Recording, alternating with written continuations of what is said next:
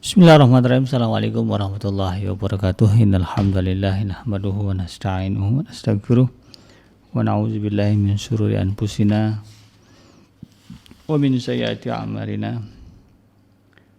May yahdihillahu fala mudhillalah wa may yudlilhu fala hadiyalah. Asyhadu an la ilaha illallah wahdahu la syarikalah wa asyhadu anna Muhammadan abduhu wa rasuluhu la nabiyya ba'dah. Allahumma salli wa sallim ala nabiyyil karim wa ala alihi wa ashabihi wa man tabi'ahum bi ihsanin ila yaumiddin. Wa qala Allah ta'ala fi kitabihil karim, ya ayyuhallazina amanu taqullaha haqqa tuqatih wa la tamutunna illa wa antum muslimun. Ya al-haq adkhilna mudkhala sidqin wa akhrijna mukhraja sidqin wa ja'alna min ladunka sultanan nasira. Ja al-haq wa sahaqal batil innal batila kana zahuqa. Rabbi israh li sadri wa yassir li amri wa hlul 'uqdatam min lisani yafqahu qawli. Allahumma 'allimna ma yanfa'una wanfa'na bima 'allamtana wa zidna ilma wa arina al-haqqa haqqan warzuqna ittiba'ah wa arina al-batila batila warzuqna ijtinabah. Rabbana innana amanna faghfir lana dzunubana wa qina adzabannar. Amma ba'd. Alhamdulillah, segala puji dan syukur adalah milik Allah, Tuhan semesta alam yang telah menciptakan kita, dan karena rahmat dari Allah Subhanahu wa taala kembali hari ini kita berjumpa di udara di gelombang 1044 AM iDream Radio Successful Muslim Family dalam program Tarbiyatul Aulad, di mana insyaallah kita akan coba mempelajari bagaimana usaha dan upaya kita mendidik anak-anak kita menjadi pribadi-pribadi yang saleh dan salehah, sebagaimana yang diamanahkan oleh Allah Subhanahu wa taala, dan ini merupakan bagian dari kewajiban yang kesuksesannya akan diganjar oleh dengan pahala yang besar dari Allah Subhanahu wa taala. Tidak lupa kita baca salawat dan salam, Allahumma sholli ala sayyidina Muhammad wa ala ali sayyidina Muhammad. Assalamu alayka ayyuhan nabi wa rahmatullahi wa barakatuh. Semoga Allah terima dan dilimpah curahkan kepada para nabi, para rasul, wabil khusus Rasulullah Muhammad sallallahu alaihi wasallam, dan semoga kita termasuk ke dalam golongan orang yang akan berbahagia bisa bertemu dengan Allah Subhanahu wa taala, dimasukkan ke dalam jannahnya, dijauhkan dari siksa neraka, dipertemukan dengan Rasulullah sallallahu alaihi wasallam di tepi sebuah telaga yang sangat indah, di bawah sebuah pohon yang sangat rindang. Amin ya rabbal alamin insyaallah. Sahabat Adrim yang dirahmati Allah dimanapun Anda berada, melanjutkan kajian kita dalam program Tarbiyatul Aulad. Dalam episode sebelumnya kita sudah membahas sebab-sebab kedua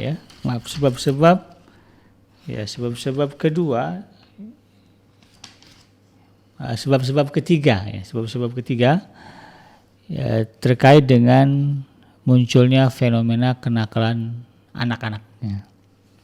Dan pada kali ini kita akan membahas sebab yang keempat terkait dengan fenomena kenakalan pada anak-anak.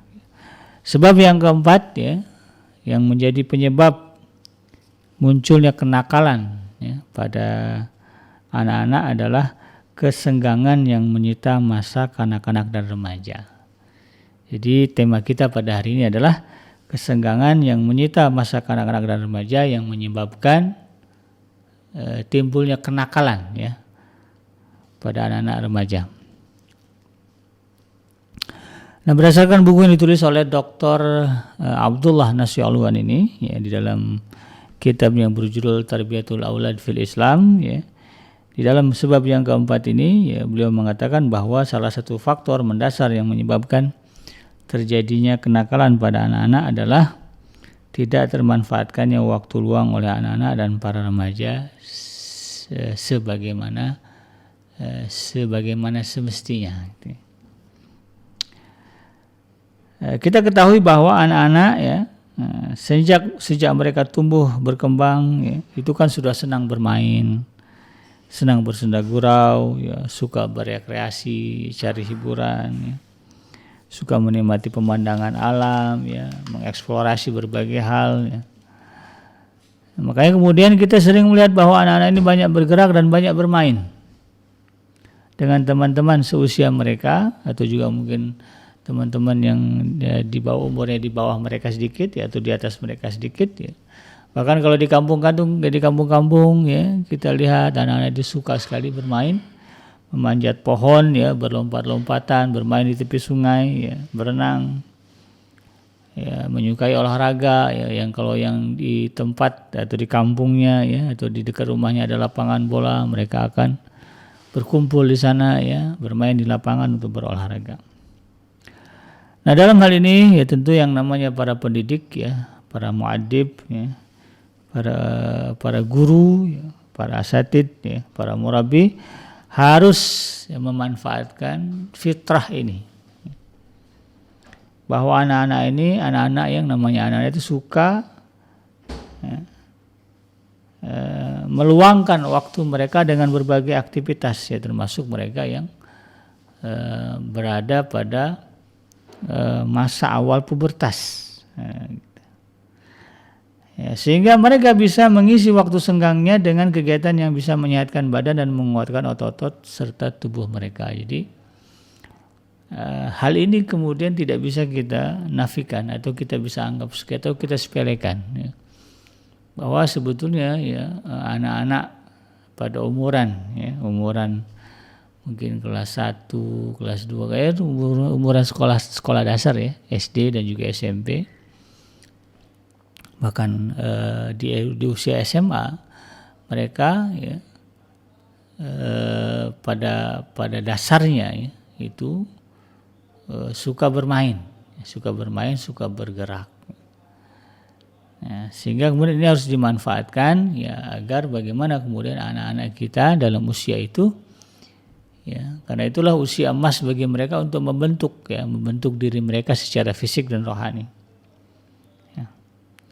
Nah, jika mereka tidak mudah untuk mendapatkan tempat-tempat bermain dan berolahraga, maka mereka nantinya cenderung akan bergaul dengan teman-teman yang jahat, yang tentunya akan membawa kepada kerusakan. Nah, ya, karena memang ya begitu. Ya.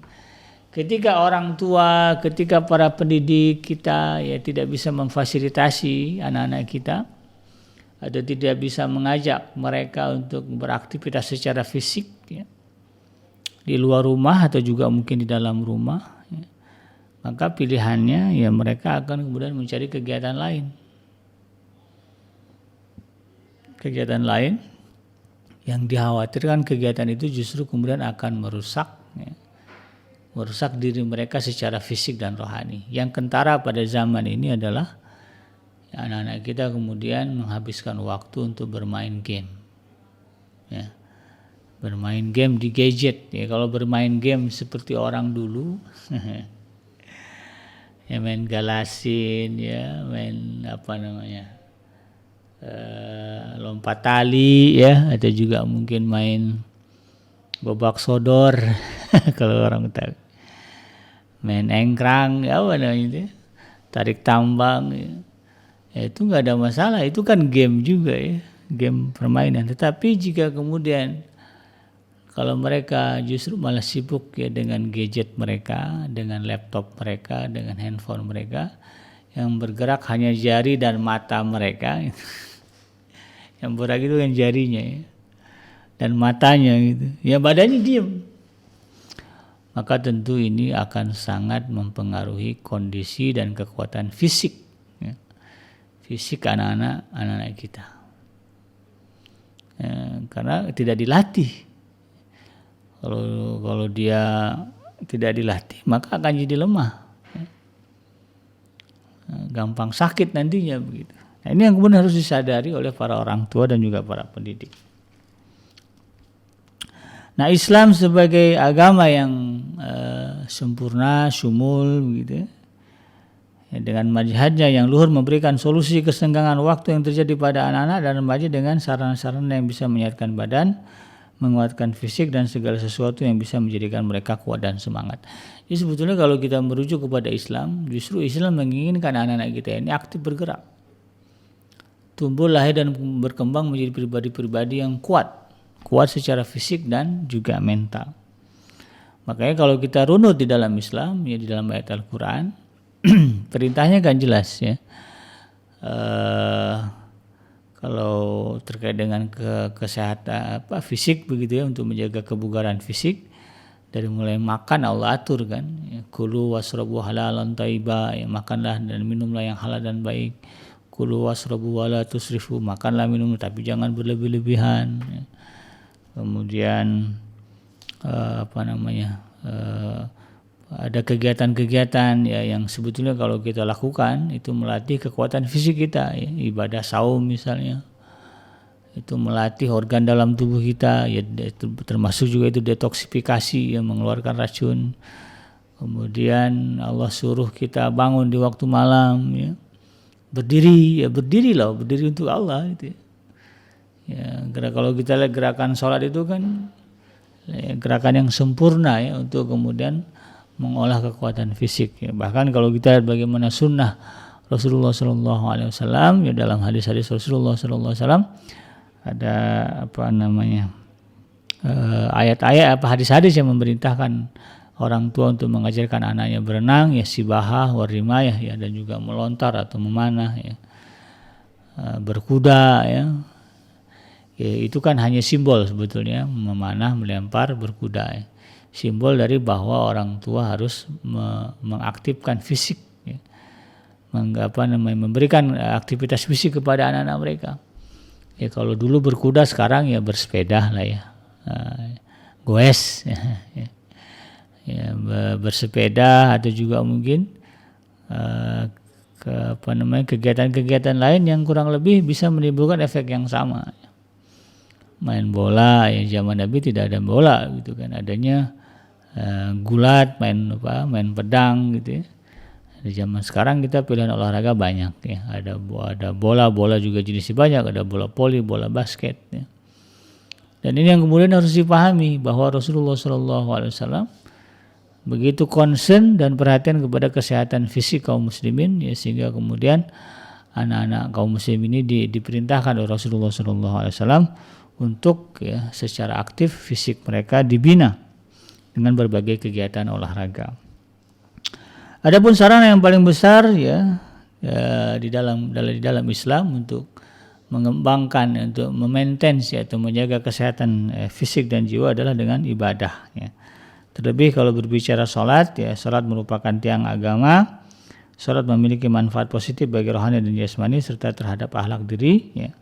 Yang diantaranya adalah yang pertama ya, kalau kita berbicara sholat ya, ini kadang-kadang orang menganggap remeh, cuman begitu doang kok disebut memberikan efek kepada fisik ya. Nah, ini yang kadang-kadang orang tidak paham ya, sahabat itu. Kalau hari ini ya kita lihat sekarang yang lagi tren famous ya di tengah-tengah masyarakat perkotaan ya, atau juga kaum muda milenial, ada yang disebut dengan yoga. Ada juga yang disebut dengan stretching ya, peregangan gitu ya. Sebetulnya kalau kita lihat konsep yoga ya, konsep stretching atau olahraga modern pada hari ini itu sebetulnya nggak jauh dari gerakan-gerakan sholat, mirip malah. Berdiri lama ya, konsentrasi, kemudian ruku ya, membungkukkan badan, lalu mengkonsentrasi. Kan ada istilah tumaninah itu kita bertenang dulu ya. Yoga itu kalau lihat kan memberikan waktu untuk banyak bertenang ya, kalau bahasa yoganya saya nggak tahu ya, tapi ya bukan mengosongkan pikiran ya, tapi fokus ya.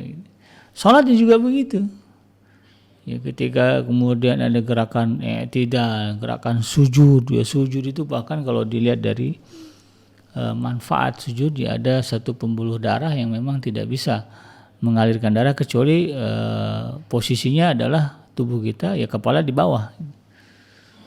Jadi orang-orang yang senantiasa sujud kepada Allah, kesehatan otaknya akan senantiasa terjaga. Ya, kenapa ya? Karena ada ya, pembuluh darahnya itu ya, aktif yang mengaliri oksigen ya ke otak mereka semuanya.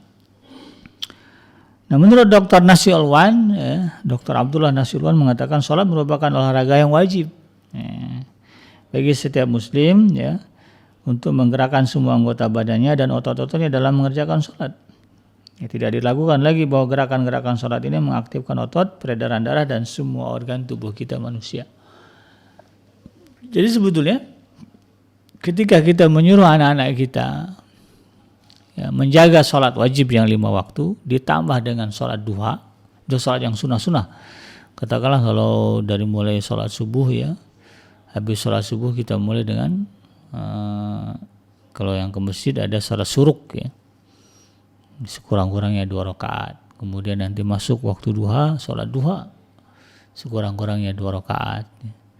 Kalau orang-orang yang cinta olahraga sebetulnya enteng ya, sholat duha 8 rakaat. 8 rakaat itu enteng gitu. Ya, biasa gerak fisik begitu kan. Kemudian nanti masuk waktu sholat zuhur ya, ada qabliyah, ada ba'diyah. Sholat sebelum masuk waktu asar ada sholat qabliyah. Masuk maghrib ada sholat ba'diyah, isya ada qabliyah ba'diyah. Lalu dari nambah tahajud ya. Nanti masuk sepertiga malam ada sholat fajar begitu. Nah, itu semua kan kalau kita kan berapa kali itu kita bergerak. Maka sesungguhnya ketika itu kita dawamkan kepada diri kita, kepada anak kita, ya, kalau kata Dr. Nasirwan sebetulnya kita sudah memenuhi konsep olahraga. Tapi ya, harus betul ngerjainnya. Jangan kayak Bapak kalau kata Rasulullah itu apa? Seperti ayam atau burung yang mematuk. Gitu-gitu ya. Cepat banget, lihat deh kalau ayam lagi dikasih makan, matuknya itu cepat, nggak boleh. Jadi ada tumakninah, ada bertenang, konsentrasi. Kalau dalam yoga itu tarik ya, olah nafas dulu, tenang, rasakan dulu ya. Dari berdiri ke ruku itu harus rasakan ya. Bagaimana kita sedang berdoa kepada Allah di saat ruku ya. Lalu tidak rasakan dulu ya, bahkan ada istilah kunut ya. Kunut itu artinya lama berdiri ya, antara sujud dan antara ruku dan sujudnya. Yaitu di waktu i'tidal itu. Nah, ini kemudian dicoba ya. Maka kalaulah seperti itu kita melaksanakan sholat, efeknya secara jasmani melebihi dari olahraga yoga atau jadi dari juga olahraga stretching gitu ya. Dan secara rohani ya, tentu itu akan mendatangkan ketentraman ya bagi jiwa, mencegah jiwa kita dari hal-hal yang membuatnya stres gitu ya. Nah, salat juga kata Dr. Abdullah Nasirwan ya, merupakan refleksi kebersihan, karena memang ibadah ini dahulu dengan toharoh ya, amalan berwudu ya, dan ketika berwudu seluruh anggota tubuh yang tampak ya seperti rambut, mulut, hidung, gigi dan anggota wudu lainnya dibersihkan. Ya.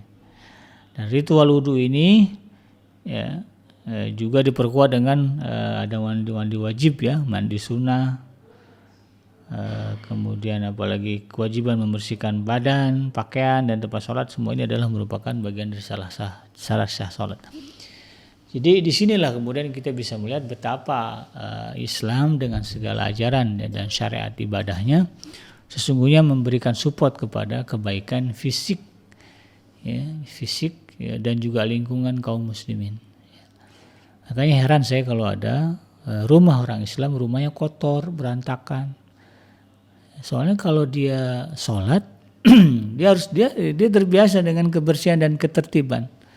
Sholat itu kan tertib. Ya, salah satu rukun sholat itu tertib, nggak boleh di sela-sela gitu kan, sujud duluan baru ruku ya nggak boleh ya, tertib. Maka orang Islam kalau biasa sholat di hidupnya tertib, tahu barang ditaruhnya di mana, kemudian bersih ya. Rumah itu nggak boleh ada najis, karena kalau ada najis ya nanti sholatnya nggak sah. Kadang-kadang saya bingung juga kalau ada orang. Nah, tapi kalau yang betul-betul dia jaga itu, walaupun rumahnya tidak bagus, katakanlah ya, berdinding kayu atau berlantaikan tanah seperti rumahnya orang-orang Afrika di pedalaman, kalau dia Muslim itu bersih, enak ngelihatnya, nyaman gitu ya, walaupun katakanlah tidak wah rumahnya. Karena memang ya kebersihan itu yang menjadi pangkal dari kebaikan.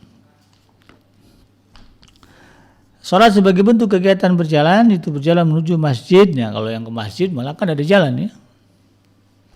Kalau perempuan ya di rumah misalnya. Tapi kalau yang laki-laki, kalau dia ke masjid jalan lagi ke masjid itu. Kalau dia concern 5 waktu sehari, maka dia berjalan ke masjid bolak-balik. Makin jauh makin bagus. Makin jauh makin bagus ya. Nah, jadi ini juga merupakan aktivitas fisik begitu ya. Nah, sebagaimana yang kita dengarkan keterangan dari para dokter bahwa tubuh jika digerakkan dengan cara berjalan atau olahraga setelah makan, maka tidak akan terserang penyakit lambung, gangguan pencernaan dan penyakit-penyakit lainnya. Dan tidak aneh jika kemudian kita mendengar bahwa Rasulullah SAW menganjurkan kepada para orang tua dan para pendidik untuk memerintahkan anak mereka menegakkan sholat ketika mereka berusia 7 tahun. Ya. Sampailah mereka kemudian membiasakannya, serta memanfaatkan waktu kosong mereka untuk mengajari dan melatihnya menegakkan sholat. Rasulullah SAW bersabda di dalam sebuah hadis yang diriwayatkan oleh Al-Hakim dan juga Abu Daud, "Muru auladakum bis sholati wa hum abna'us sinin." Ya. Perintahkan anak-anak kamu untuk menjalankan ibadah sholat ketika mereka berusia 7 tahun. Wadribuhum 'alaiha wa hum abna'u ashrin. Ya. Dan pukullah mereka kalau kemudian mereka membantah untuk sholat ketika mereka berusia 10 tahun. Kemudian diperintahkan wafirriku bainahum fil madhaji, ya, dan pisahkanlah mereka dari tempat tidur mereka. Nah, semua ini selain waktu yang anak habiskan untuk mempelajari tata cara sholat, ya, bahkan juga qiraatnya. Ini kalau kita berbicara qiraat, ya, berbicara baca Al-Quran, itu kan ada tajwid ya, ada makhraj. Kalau berbicara tajwid ya, hukum panjang pendek, kemudian di mana harus berhenti gitu ya. Nah, itu kan berbicara bagaimana kita mengeluarkan suara, mengeluarkan ritme bernafas. Nah, kalau di dalam dunia persilatan ada olahraga namanya olah nafas. Itu kalau orang sudah menguasai teknik mengolah nafas dengan baik, itu bisa punya tenaga dalam gitu. Ya sebetulnya dengan betul tertib kita tartil, perintahnya waratil Qur'ana tartila, bacalah Al-Qur'an itu dengan tartil. Itu sebetulnya dia memiliki energi, ya, energi dalam dirinya dari hasil, ya, dia membaca Al-Qur'an dengan tartil itu. Karena ritme bernapasnya teratur. Nah, itu ya. Nah, kemudian juga jumlah rakaatnya ya semakin banyak, semakin bagus, semakin rutin, semakin bagus. Kewajibannya, sunnah-sunnahnya diajarkan. Adab-adabnya baik yang dikerjakan bersama dengan orang tua, kalau di rumah atau juga mungkin kalau di masjid ya bersama dengan para pengajarnya. Semuanya diajarkan kepada anak kita.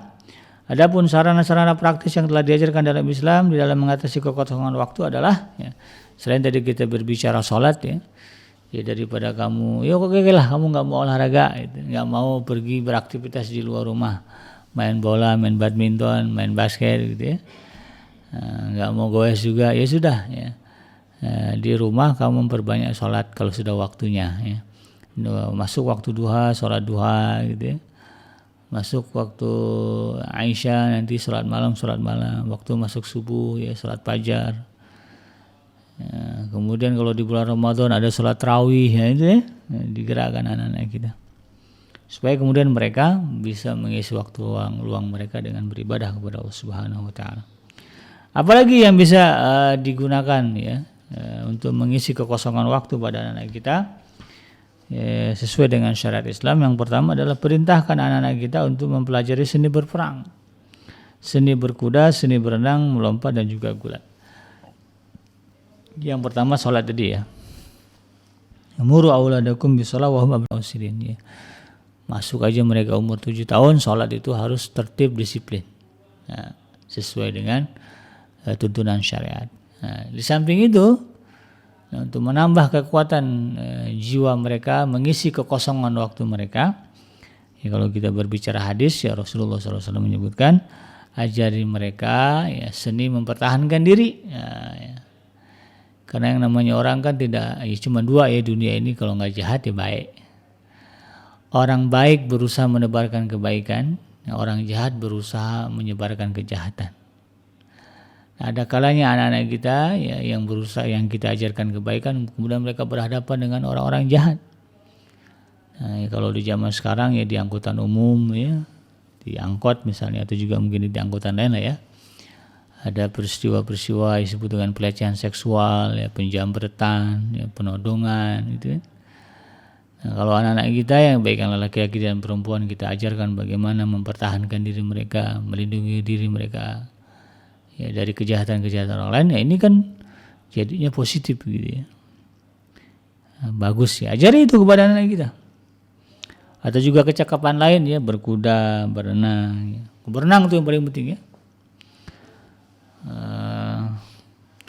Apalagi Indonesia ini kan negara dengan kepulauan, banyak lautnya gitu ya. Ya, terutama mereka-mereka yang berada di wilayah kepulauan seperti Kepulauan Riau. Saya punya teman di Kepulauan Riau, untuk melintasi satu daerah ke daerah lain itu harus menyeberangi laut. Nah, makanya Pak Habibie ketika ditanya orang kenapa nggak bikin motor aja sama mobil sebagai inovasi gitu kan bagi bangsa Indonesia, ya beliau katakan justru dengan membuat pesawat Indonesia akan lebih kuat gitu, karena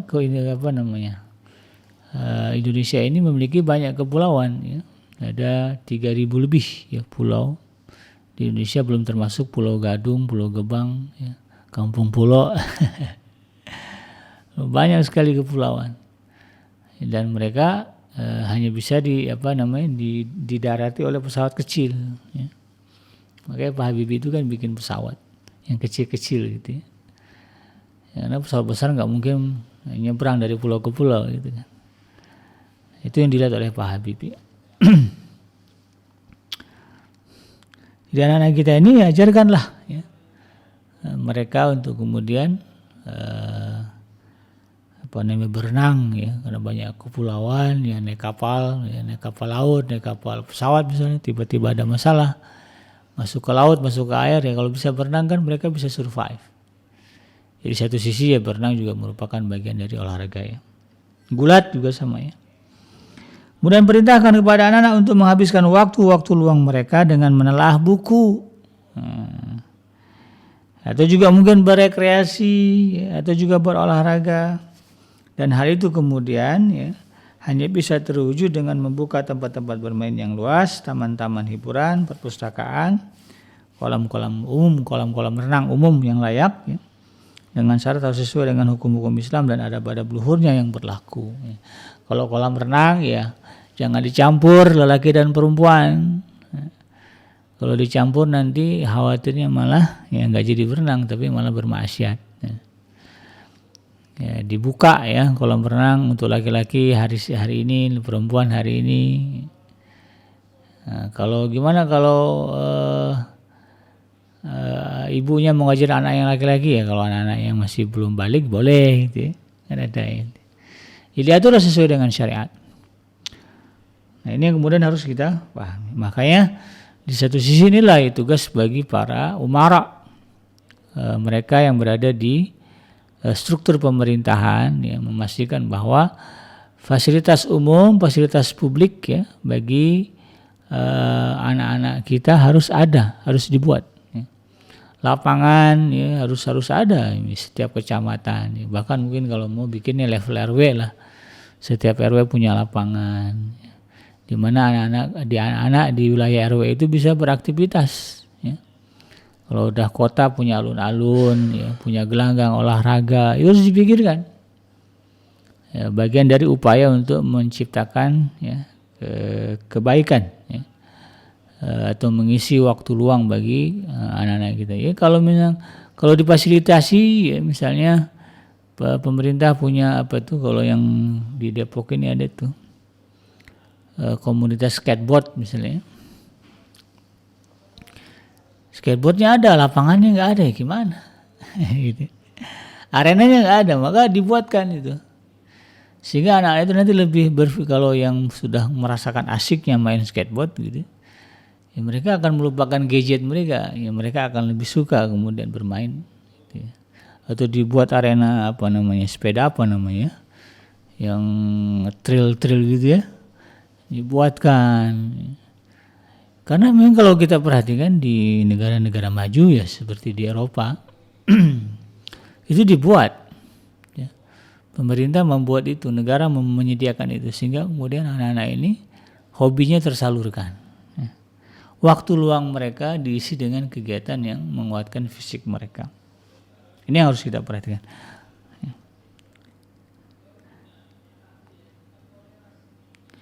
Nah, sebagaimana Allah perintahkan ya di dalam di dalam Al-Qur'an, dalam surah Al-Anfal ya. Ayat yang ke-6 Allah Subhanahu wa taala berfirman, wa'iddu lahum mastata'tum min quwwatin wa min ribat ya. Wa min ribatil khayli turhibuna bihi aduwallahi wa aduwukum. Dan siapkanlah untuk menghadapi mereka kekuatan apa saja yang kamu sanggup, dari kuda-kuda yang ditambat untuk berperang dengan persiapan itu kamu menggentarkan musuh-musuhmu dan musuh-musuh Allah. Jadi Allah Subhanahu wa taala memerintahkan kita, para orang tua, para pendidik ya, para pemegang kekuasaan ya, pemegang urusan kaum muslimin agar kemudian menyiapkan sarana dan prasarana ya, untuk mempertahankan negara, mempertahankan agama ya, dari orang-orang, dari pihak-pihak yang ingin menghancurkannya. Ya, kita kan punya negara subur makmur, ya bisa jadi ada negara lain yang ingin mengincar negara kita. Nah, kalau kita sebagai orang muslim, orang mukmin ya, itu Allah perintahkan untuk mempersiapkan ya, menjaga diri, ya, menjaga negara. Ya, anak-anaknya harus kuat berarti kan ya. Jangan biarkan anak-anak kita kemudian menghabiskan waktu luang mereka dengan kegiatan-kegiatan yang tidak baik ya. Tentara hari ini akan digantikan oleh anak-anak kita. Bagaimana tentara hari ini tentara di masa depan akan baik ya kalau kemudian ya, para penggantinya justru adalah anak-anak yang hari ini kemudian menghabiskan waktu dengan bermain game ya, gadget begitu, menghabiskan waktu mereka untuk bermaksiat ya. Bagaimana negara nanti akan kuat ya, akan bertahan dari serangan musuh ya kalau kemudian pemerintah pada hari ini membiarkan kerusakan, membiarkan anak-anak kita yang hidup pada hari ini menghabiskan waktu dengan kegiatan yang tidak bermanfaat. Ini harus kita pahami bersama-sama. Dan Allah juga mengatakan di dalam surah Az-Zumar ayat yang ke-9 ya. Qul hal yastawi alladhina ya'lamuna wal ladzina la ya'lamun. Innama yatadzakkaru ulul albab. Dan katakanlah, apakah sama orang-orang yang mengetahui dengan orang-orang yang tidak mengetahui? Sesungguhnya orang-orang yang berakal lah yang dapat menerima pelajaran ya. Jadi ya tidak sama ya, orang yang kemudian mempersiapkan diri dengan sebaik-baiknya dengan orang yang kemudian tidak mempersiapkan diri sebaik-baiknya. Ini harus dipersiapkan oleh kita para orang tua. Umar bin Khattab berkata, ajarilah anak-anak agar memanah, berenang, dan perintahkan mereka melompat ke atas kuda dengan sekali lompatan. Kuda itu kan tinggi ya. Coba belajar lompat naik kuda sekali lompatan. Artinya ketangkasan. Sayyidina Umar bin Khattab memikirkan demikian karena itu bagian dari perintah Allah Subhanahu wa taala. Inilah ya kita ingatkan ya kepada pemimpin-pemimpin kita dari skala yang bawah, dari mulai RT, RW, lurah, camat ya, wali kota, bupati, menteri, gubernur, menteri, kemudian presiden, anggota-anggota dewan, agar mereka betul-betul memperhatikan ya, kebaikan ya, anak-anak remaja, anak kita pada hari ini, agar masa depan bangsa kita terjamin. Diriwayatkan oleh Al-Hakim dan Al-Baihaqi bahwa Rasulullah SAW pernah bersabda, "Igtanim ka khamsan qabla khamsin, hayataka qabla mautik, wa sihataka qabla saqamik, wa faraghaka qabla sughlik, wa syababaka qabla haramik, wa ghinaka qabla faqrik." Pergunakanlah 5 perkara sebelum datangnya 5 perkara. Yang pertama, masa hidupmu sebelum masa matimu, masa sehatmu sebelum masa sakitmu, masa senggangmu sebelum masa sibukmu, masa mudamu sebelum masa tuamu, dan masa kayamu sebelum masa miskinmu. Ini diriwayatkan oleh Al-Hakim ya di sini. Jadi sampai Rasulullah SAW betul-betul memerintahkan kepada kita kaum muslimin memaksimalkan kesempatan dan waktu untuk berbagai kegiatan atau hal-hal yang sifatnya mendatangkan kebaikan. Ya. Termasuklah kepada anak-anak kita, ya, ketika mereka masih remaja, kita isi waktu remaja mereka dengan hal-hal positif, kebaikan-kebaikan, hal-hal yang bermanfaat, agar kemudian nanti ketika mereka sudah masuk dewasa, ya, sudah tua, ya, mereka kemudian akan menikmati kehidupan ini dengan sebaik-baiknya. Diriwayatkan oleh An-Nasai dan juga Tirmizi bahwa Rasulullah SAW bersabda, warmu warkabu, ya, berlatihlah melempar, ya, memanah maksudnya, warkabu, dan juga menunggang kuda, wantarmu ahabu ilayya min antarkabu, ya. Tetapi melempar, kata Rasulullah SAW, lebih aku sukai daripada menunggang kuda. Jadi dalam satu riwayat hadis yang disebutkan oleh Imam At-Tirmizi dan juga Imam An-Nasai, ya, secara umum Rasulullah memerintahkan anak-anak kita belajar ketangkasan menunggang, ya, dan juga ketangkasan melempar atau memanah. Ya, dalam hal ini kata Rasulullah, ya, ketangkasan di dalam mencapai sasaran, ya, mencapai target, itu lebih disukai Rasulullah SAW daripada kemudian kecakapan menunggang. Ini kan berbicara ketangkasan, ya. Pada dasarnya semuanya, ya, kalau namanya ketangkasan diajarkan kepada anak-anak kita. Ya, ketangkasan mengendarai motor, ya, ketangkasan mengendarai mobil, ya, ketangkasan kemudian naik sepeda, ya, itu bagian yang sama. Ya, kalau kuda mungkin mahal sekarang, ya.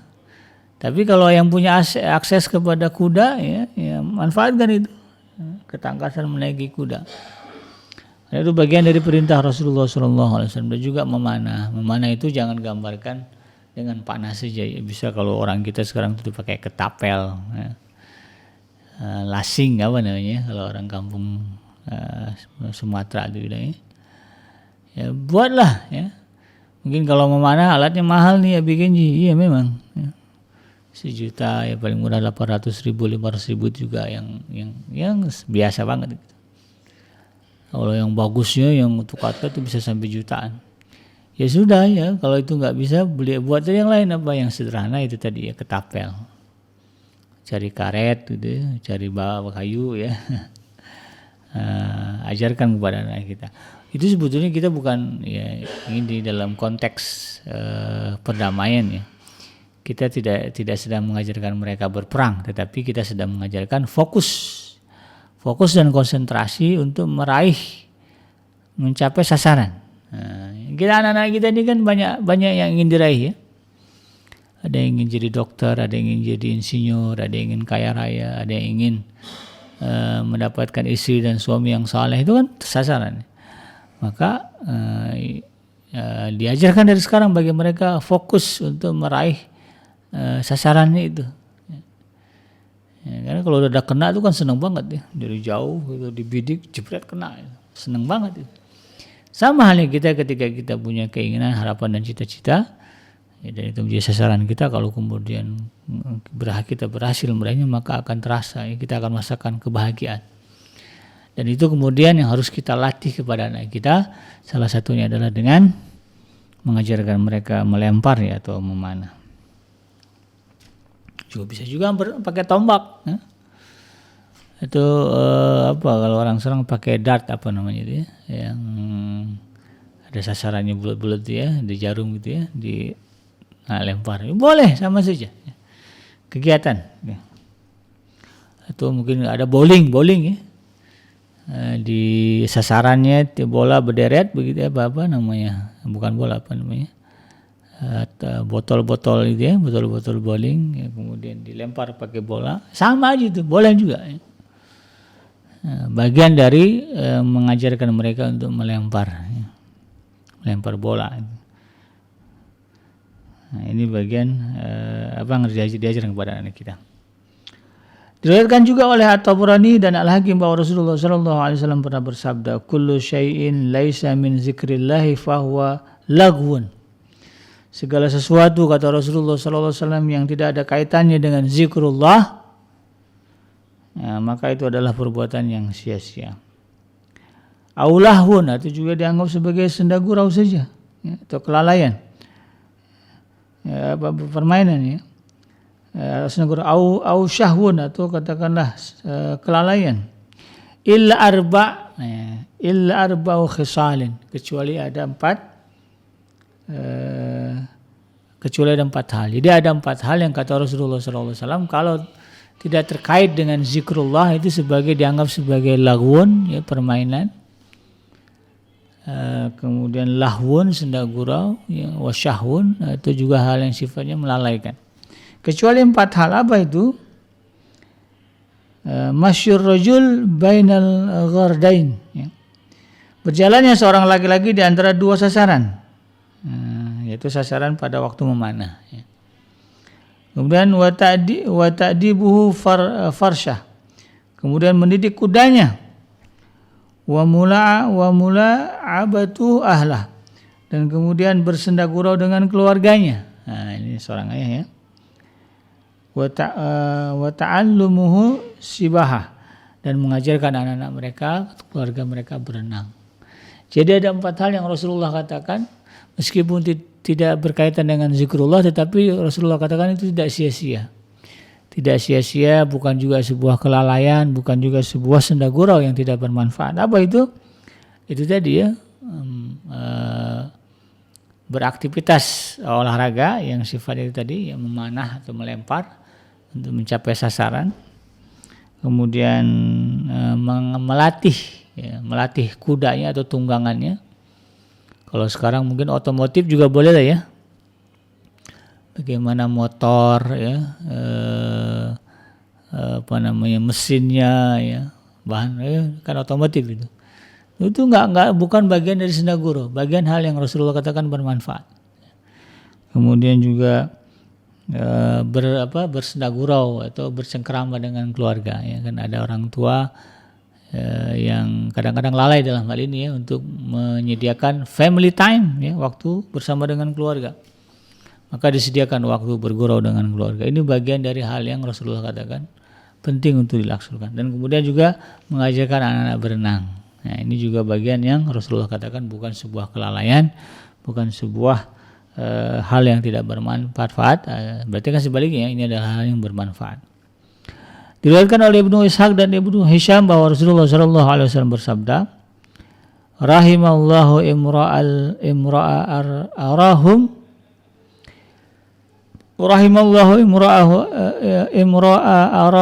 arahumu min nafsihi quwwah. Rahimallah, ya Allah mengasihi imra'a ya, seseorang arahum min nafsihi quwwah, yang memperlihatkan sesuatu kekuatan daripada diri mereka. Nah, jadi Allah itu akan memberikan rahmat kepada kaum yang kemudian dia bisa menunjukkan kekuatan dari mereka. Ya, apa kekuatan yang dimiliki? Kecerdasannya misalnya, otot tangannya, otot kakinya, kecepatannya berlari, atau juga keterampilannya kemudian memanah ya, atau menembak ya, atau keterampilannya memperbaiki dan sebagainya. Itu kan kekuatan-kekuatan. Kalau itu ditunjukkan kepada Allah Subhanahu wa taala, ya Allah, saya bisa begini gitu ya, maka Allah akan berikan kasih sayangnya kepada orang-orang ini. Ini penting ini ya, untuk kemudian mendidik anak kita menjadi pribadi-pribadi yang menonjol. Diriwayatkan oleh Imam Bukhari dan juga Imam Muslim bahwa Rasulullah SAW bersabda kepada orang-orang Habsyah ketika mereka sedang bermain tombak di dalam masjid. Ya. Apa kata Rasulullah? Ya. Dunakum ya bani arfidati li ta'lamal yahudu anna fi dinana fashhatan. Ya. Silakan teruskan wahai Bani Arfidah, agar orang-orang Yahudi mengetahui bahwa di dalam agama kita pun ada waktu senggang. Nah, jadi satu ketika kalau nggak salah setelah hari raya Idul Fitri, beberapa sekelompok orang Muslim ya, kaum muslimin ya, memanfaatkan waktu ya setelah hari raya itu kan bergembira gitu. Ya mereka buat kompetisi melontar, ya, menombak. Dan itu menjadi keseruan tersendiri ya. Para sahabat ketika itu menyaksikannya, termasuk Rasulullah SAW dan juga istri beliau Sayyidah Aisyah.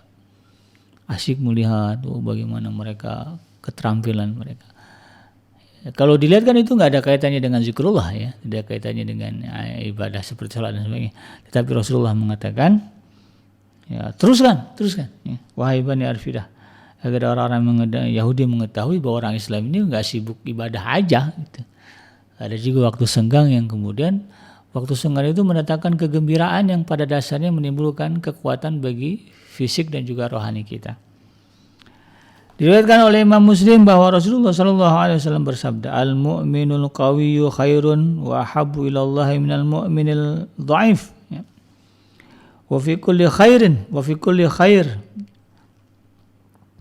ikhris ala ma yanfa'uka wasta'in billah wa la ta'jaz fa in asabaka syai'un fala taqul law anni fa'altu kadza wa kana kadza walakin kul qaddarallahu ma syaa wa ma syaa fa'ala fa inna law taftahu amal syaitan. Ya.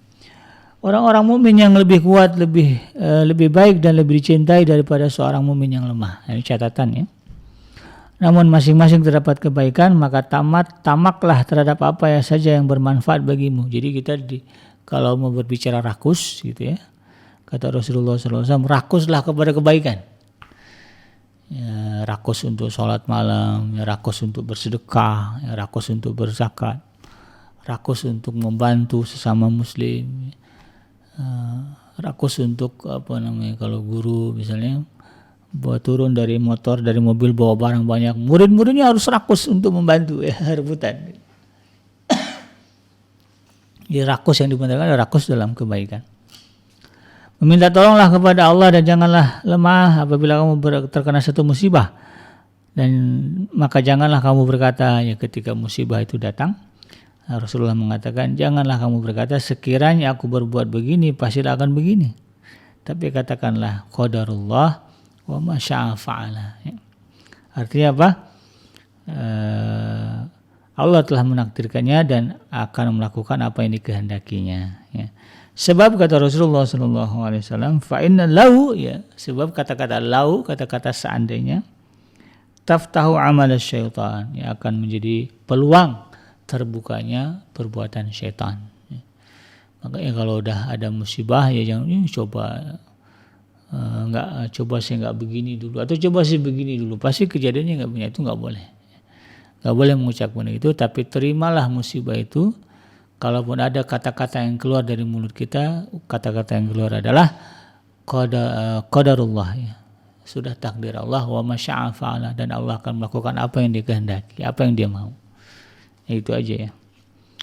Dan masih banyak lagi ya, kata Dr. Abdullah Nasirwan, petunjuk-petunjuk dan arahan yang diajarkan di dalam Islam dalam konteks bagaimana mengisi waktu luang, waktu senggang, ya, terutama pada anak-anak kita kaum muslimin agar mereka kemudian tidak terjerumus kepada kenakalan. Seandainya para pendidik ya atau para orang tua mau mengambil petunjuk dan arahan-arahan tersebut ya, maka sesungguhnya mereka akan dapat memberikan kesehatan, memberikan ilmu, memberikan kekuatan kepada anak-anak mereka. Mereka akan terlindungi dari berbagai kenakalan dan penyimpangan insyaallah ya. Dan selanjutnya waktu-waktu luang mereka akan terisi dengan perkara-perkara yang bermanfaat bagi agama, bagi dunia mereka, bagi akhirat mereka juga ya. Sehingga mereka telah disiapkan untuk menjadi generasi Islam ya, menjadi tentara yang berani ya, pembela negara yang tangguh ya, dai yang lurus dan pemuda yang berkiprah di tengah-tengah masyarakatnya. Demikian sahabat Dream yang dirahmati Allah, yang benar datangnya dari Allah Subhanahu wa taala dan yang salah itu semata-mata lahir dari kealfaan dan kekhilafan saya pribadi. Saya BKJ pamit undur. Subhanaka Allahumma rabbana wa bihamdika asyhadu an la ilaha illa anta astaghfiruka wa atubu ilaik. Walhamdulillahi rabbil alamin. Wassalamualaikum warahmatullahi wabarakatuh.